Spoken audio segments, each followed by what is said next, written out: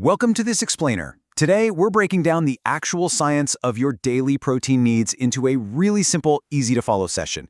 If you've ever felt totally overwhelmed by all the conflicting nutrition advice out there, take a deep breath. We're going to clear all of that up today. But right off the bat, I want to give you a shortcut. If you're just looking for a fast, perfectly personalized daily protein target, and you really don't want to do any of the calculations yourself, you can actually skip the math entirely. Just head over to the Protein Intake Calculator online right now. It takes your specific details and does all the heavy lifting for you instantly. For those of you sticking around for the why and how, here's our game plan. First, what is the RDA? Second, calculating your needs. Third, who actually needs more? And finally, avoiding common protein mistakes. Okay, let's jump right into section 1. What exactly is the RDA? You hear those 3 letters thrown around a lot on nutrition labels, right? Well, it stands for Recommended Dietary Allowance. It's a standard set by major global health authorities like the World Health Organization and the NIH. It's specifically designed to be the daily protein amount required to meet the needs of 97 to 98% of healthy adults. Its primary goal? To stop your body from becoming deficient. And that magic baseline number for healthy sedentary adults is exactly 0.8 grams of protein per kilogram of body weight per day. This is the universally accepted standard. So if you're an average adult who isn't incredibly active, this is the amount of protein your body requires daily just to keep its basic systems running smoothly and to prevent things like muscle wasting. The absolutely crucial point here is to think of this number as a floor, not a ceiling. It's a minimum threshold to keep you healthy, rather than an optimal target for high performance. That 0.8 figure doesn't account for building new muscle, maximizing your athletic performance, or even preserving muscle as you age. It is simply your biological safety net. Moving on to section 2, let's actually calculate your needs and do the math. The math here is incredibly straightforward. No advanced calculus required, I promise. Since the standard is measured in kilograms, step 1 is just converting your body weight. If you use pounds, simply divide your weight by 2.2. Then, step 2, just multiply that kilogram number by 0.8. And there you have it. That final number is your daily RDA for protein in grams. To put that math into perspective, let's look at an average sedentary adult weighing 70 kilograms, so about 154 pounds. They need roughly 56 grams of protein daily just to hit that baseline.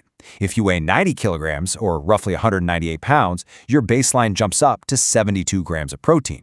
So it's basically a simple sliding scale based entirely on the mass of your body. But what about section 3? Who actually needs more protein in that base wire?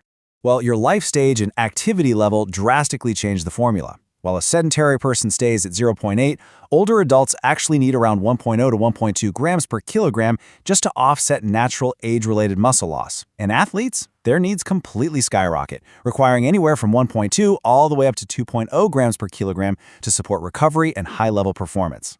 Plus, your needs naturally spike during periods of rapid biological growth or physical healing. For instance, pregnant and lactating women need an additional 25 grams of protein per day above their baseline to support fetal growth and milk production.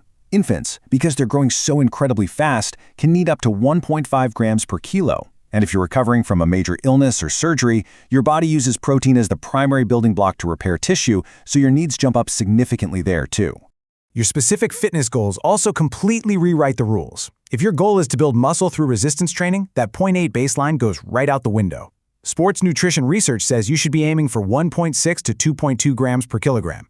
And here's a pretty fascinating fact. If you're trying to lose weight by eating in a calorie deficit, you actually need to increase your protein intake to the 1.2 to 1.6 range. Why? Because when your body lacks calories from food, it might try to break down your muscle mass for energy. Eating high protein tells your body to preserve that hard-earned muscle and burn fat instead. All right, moving to our final section, avoiding common protein mistakes before you start meal prepping. Mistake number 1 is a really big one. The standard RDA formula uses total body weight, but think about it like this. Fat tissue doesn't require the same amount of protein to maintain as muscle tissue does. So using your total body weight can accidentally overestimate your protein needs if you have higher body fat.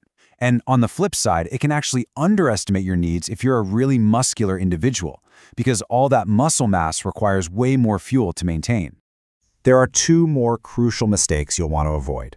First, like we just touched on, ignoring the effects of a calorie deficit.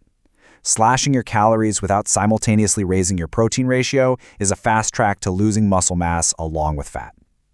Second, You just can't ignore protein quality. The basic RDA figures assume you're eating complete proteins. If you rely heavily or entirely on plant-based sources, you've got to keep in mind that some plants lack complete amino acid profiles. You might need a slightly higher total intake, or you'll need to consciously combine complementary plant sources to get the exact same functional benefits. So, we've walked through the baseline math, we've explored the exceptions for athletes, aging, and weight loss, and we've highlighted those common pitfalls. What's the main thing you should take away from all this? Your main takeaway is that protein intake absolutely isn't one size fits all. So skip the manual calculations and go use the protein intake calculator online. It's going to give you a precise, personalized recommendation that factors in your age, sex, weight, activity level, and your specific goals. But all this leaves us with one final provocative question for you to think about. Now that you know the exact baseline required simply to survive, what are you going to feed your body to actually thrive?